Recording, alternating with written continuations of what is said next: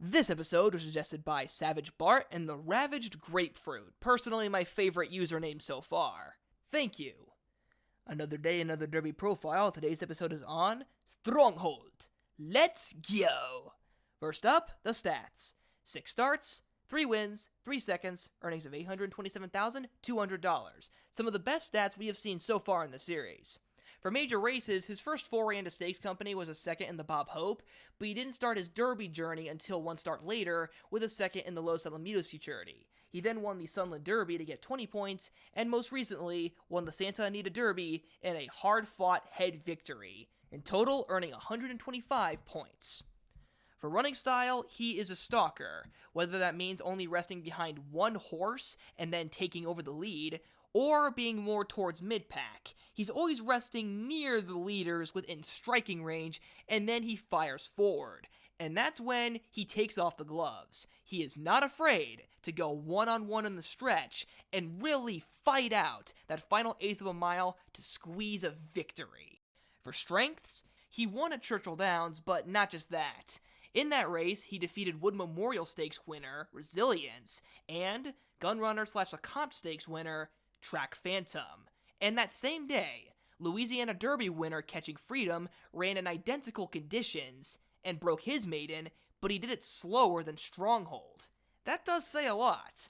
He can handle a fast pace as shown with the Santa Anita Derby, which was one of the faster Kentucky Derby preps at 1 1/8, so that is not going to be an issue.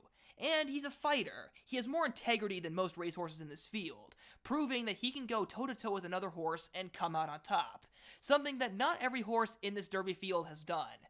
A lot of Derby horses have shown that they can destroy fields by big margins, but not every single one of them has that real gameness that gets you the victory when you're stuck with a horse just as good as you.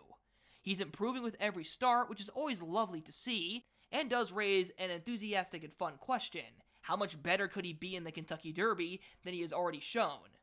And lastly, in 6 starts, which is an above-average quantity for horses in this Derby field, he has never been worse than second.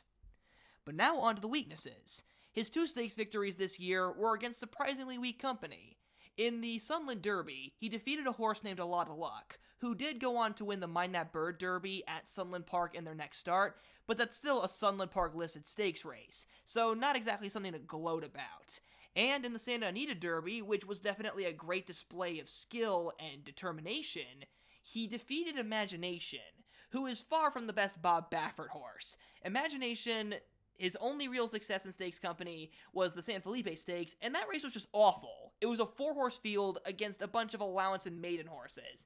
It was atrocious, not even deserving of any stakes level whatsoever. So the fact Stronghold barely defeated him either speaks to how much Imagination has improved, or how good Stronghold is, and not in the good way. Also, he's slower than you'd think. Despite being able to handle a fast pace like in the Santa Anita Derby, no matter what speed rating you go with, time form, Beyer speed figure, thoroughgraph, he is slower than what is historically considered good for the Kentucky Derby. Not necessarily something you would expect, but that just is how it is. He has shown a lot more in terms of class than necessarily speed, which is a good way to summarize him. Stronghold is a horse with a lot more foundation than other horses in this Kentucky Derby, and is not nearly as flashy or fast. But he has heart. Is that enough to win the Kentucky Derby? We'll find out. But for that, I will give him an A- grade. I love me a horse with integrity and character. Hope you guys enjoyed this episode of Derby Profile. Comment down other horses I should cover, and I'll see you guys next time.